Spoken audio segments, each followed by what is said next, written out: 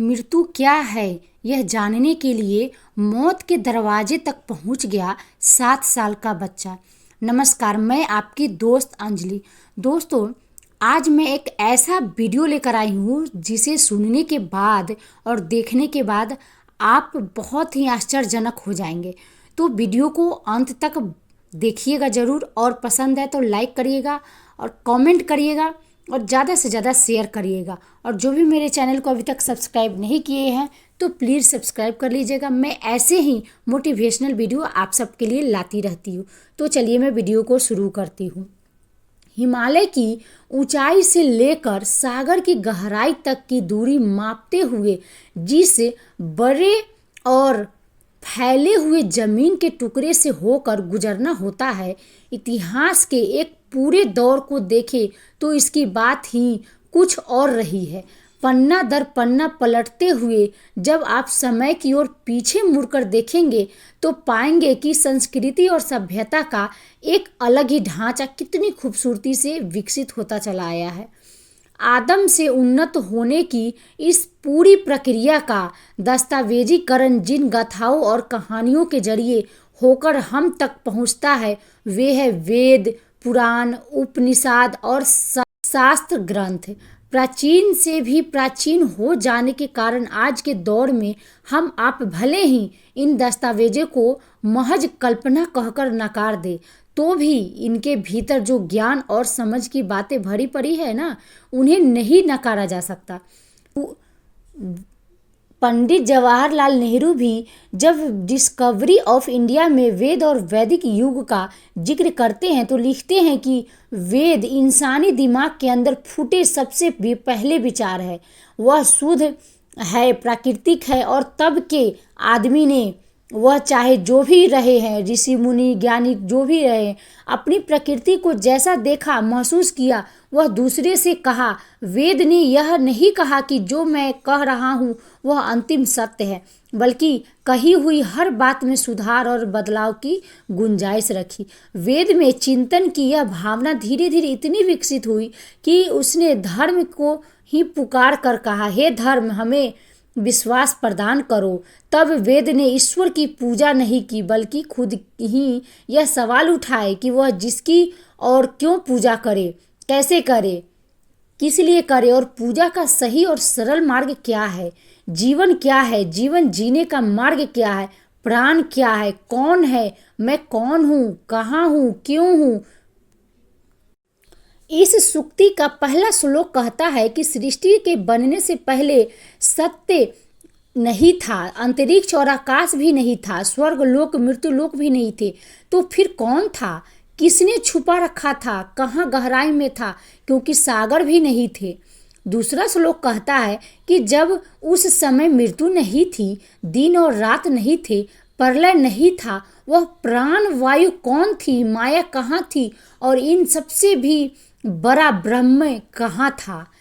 क्या इनसे भी परे कुछ था? अगर था तो वह भी कहाँ था।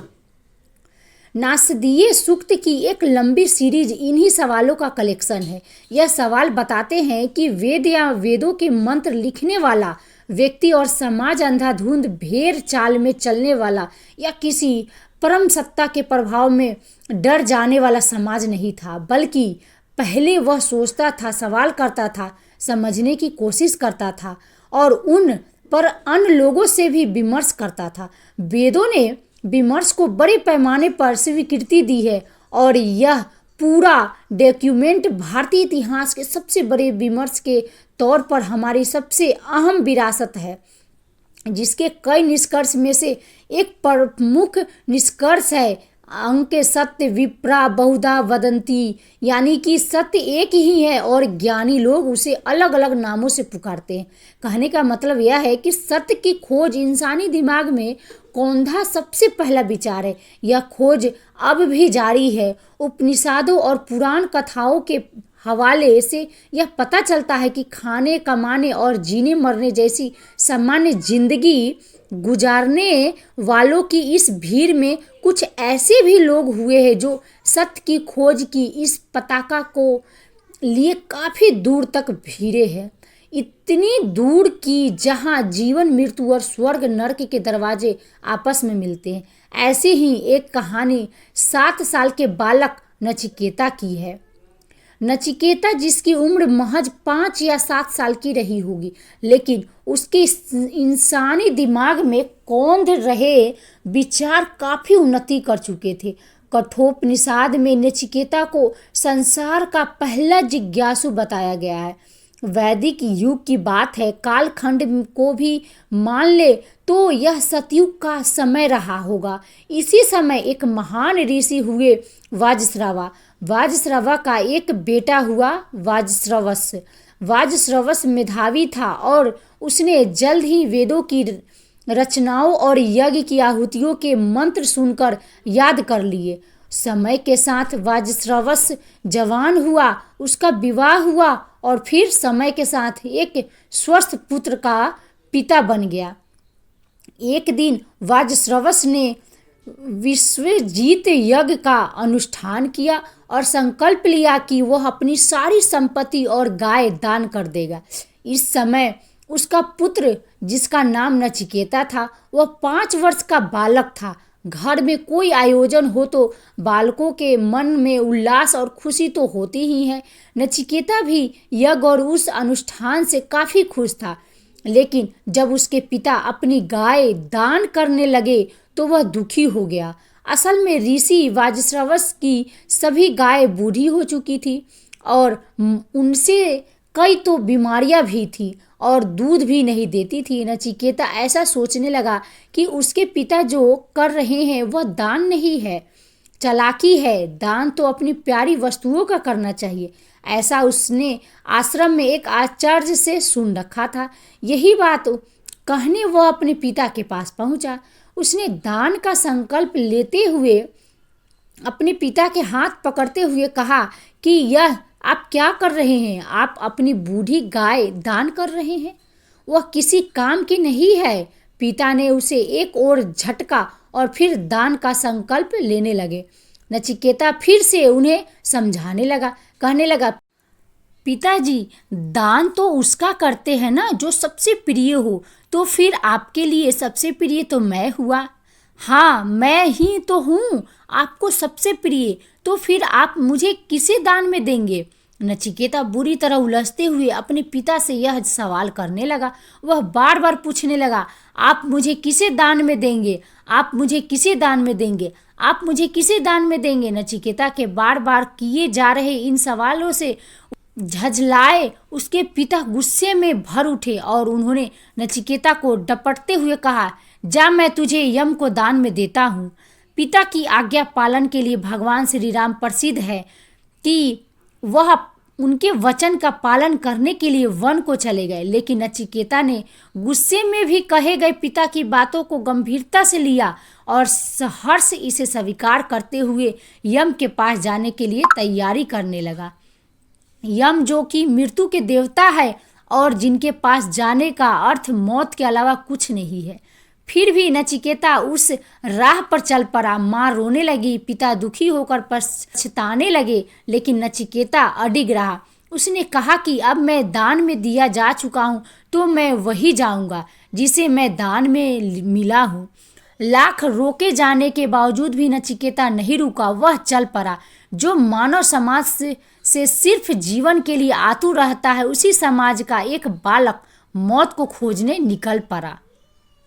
यहाँ ये सवाल जरूर हो सकता है कि नचिकेता मृत्यु के पास कैसे गया? क्या वह शरीर के साथ गया या मरकर? क्योंकि मृत्यु के पास जाना आसान नहीं, और जाया भी जाए तो सिर्फ आत्मा ही वहां जा सकती है, शरीर नहीं। खैर, नचिकेता नदी, पहाड़, जंगल पार करते हुए चल पड़ा। कहते हैं कि वह कई दिनों की यात्रा करके मृत्यु के द्वार पर पहुंच गया। यहाँ यम के द्वारपाल ने उसे रोक लिया और लौट जाने के लिए कहा, लेकिन नचिकेता लौटने के लिए नहीं आया था। वह वहीं खड़ा रहा और यम से मिलने के लिए अड़ा रहा। उसका यह इंतजार 3 दिन तक जारी रहा। आखिर यम उसकी इस अवस्था को देखकर पिघल गए और बाहर आए। नचिकेता ने जो 3 दिन का इंतजार किया वह जीवन की 3 अवस्थाओं बाल्यकाल और यौवन और बुढ़ापे का प्रतीक है। 3 दिन बाद यम का आना यानी मृत्यु का आना है। यम जब आए तो नचिकेता से उन्होंने भी लौट जाने को कहा। तब नचिकेता ने अपनी चतुराई बुद्धि का प्रदर्शन किया। उसने कहा कि क्या जिसे मृत्यु मिल जाए उसका लौटना संभव है? क्या ऐसा होना आपके संविधान और कालचक्र के विपरीत नहीं? उस छोटे से बालक की बात सुनकर यम वाकई अपनी बात में उलझ गए। तब यम, जो कि क्रूरता और गंभीरता के लिए जाने जाते हैं, वह दयालु और कोमल हो गए और उन्होंने प्यार से नचिकेता को अपनी गोद में बिठाकर पूछा, अच्छा बताओ क्यों आए हो? नचिकेता ने अपने पिता द्वारा दान की गई बात बताई। यम ने कहा, ठीक है, मैं तुम्हारा अभिभावक हुआ, तुम्हें अभय दिया, और क्या इच्छा है? नचिकेता ने कहा कि अब कोई इच्छा नहीं, बस आप अपने धर्म का पालन कीजिए। यमराज फिर उलझ गए, मेरा धर्म कौन सा है? नचिकेता ने कहा, अभिभावक होकर आप मुझे दान दीजिए। नचिकेता ने कहा, आप मुझे ज्ञान दीजिए और मार्गदर्शन भी, यही तो अभिभावक करते हैं। यमराज हंस दिए। 7 साल के बालक ने उन्हें अपना गुरु बना लिया था। तब यमराज ने नचिकेता को वह सारा ज्ञान दिया जो कि वेदों का सार है, पुराणों की परिभाषा है और इंसानी तौर पर जो आज भी हमारी जिज्ञासा है। नचिकेता की इस कथा को उपनिषदों समेत अन्य ग्रंथों में भी अलग अलग ढंगों से कहा गया है। हालांकि सभी का सार यही है। महाभारत के शांति पर्व में भी नचिकेता की कथा जन्म, मृत्यु और कर्मयोग की व्याख्या के दौरान आई है।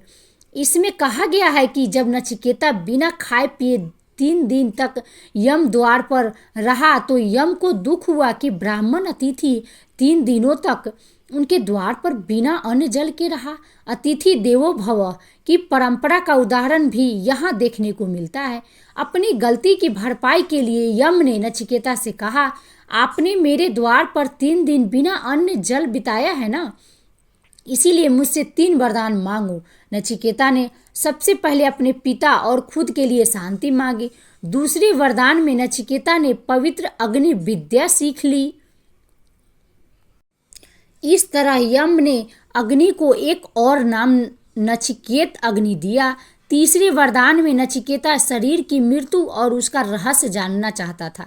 यम नचिकेता को ये अंतिम ज्ञान देना नहीं चाहते थे। उन्होंने कहा कि यह देवताओं के लिए भी एक रहस्य है। उन्होंने नचिकेता से कुछ और वरदान मांगने को कहा और कई ऐसे आराम राज्य समाज ले लेने को कहा, लेकिन नचिकेता ऐसे किसी लालच में नहीं फंसा। वह आत्मा का ज्ञान पाने के लिए अटल रहा। नचिकेता से खुश होकर यम ने उसे अपना शिष्य बना लिया और नचिकेता को आत्म रहस्य का ज्ञान दिया, उसे तत्व के बारे में बताया और इसके अलावा जो कुछ भी कहा वह कुछ इस तरह है कि ओम ही ब्रह्म है, आत्मा जिसका प्रतीक ओम है, सर्वव्यापी ब्रह्म ही है, छोटे से छोटा और बड़े से बड़ा भी वही है। बुद्धिमान का लक्ष्य इस आत्मा को जानना है। आत्मा एक सवार की तरह है। घोड़े इंद्रियां है जिन्हें वह इच्छाओं की भूल भुलैया के मध्य से मार्ग पर ले जाता है। मृत्यु के बाद आत्मा ही रहती है। आत्मा अमर है। केवल शास्त्रों को पढ़ने या बौद्धिक शिक्षा से आत्म का एहसास नहीं हो सकता। आत्मा को शरीर से अलग समझना चाहिए, जो कि इच्छा का स्थान है। ब्रह्म को न समझ पाने से ही मनुष्य पुनर्जन्म के चक्र में फंस जाता है। समझ लेने से मोक्ष की प्राप्ति होती है। यम से ज्ञान प्राप्त करके नचिकेता अपने पिता के पास वापस लौट आया। वज्रश्रवस को भी अपनी भूल का एहसास हो चुका था। उन्होंने संन्यास धारण कर लिया। नचिकेता आत्मा की साधना में लग गया। कठोपनिषद में शामिल नचिकेता की कथा जिज्ञासा की कोई पहली कहानी नहीं है, न ही ये कोई आखिरी किस्त है। बल्कि यह कहानी जीवन को समझाने में सबसे अहम है और इंसानी चेतना को जगाने का जरिया है। वैदिक परंपरा में क्या क्या छिपा हुआ है, यह कहानी उसकी भी एक झलक ही है। दोस्तों, आई होप ये वीडियो पसंद आई होगी, और पसंद आए तो लाइक करें, सब्सक्राइब करें और कमेंट में ज़रूर बताइएगा कि कैसा लगा आपको। तब तक के लिए जय हिंद, जय भारत। मिलते हैं नेक्स्ट वीडियो में।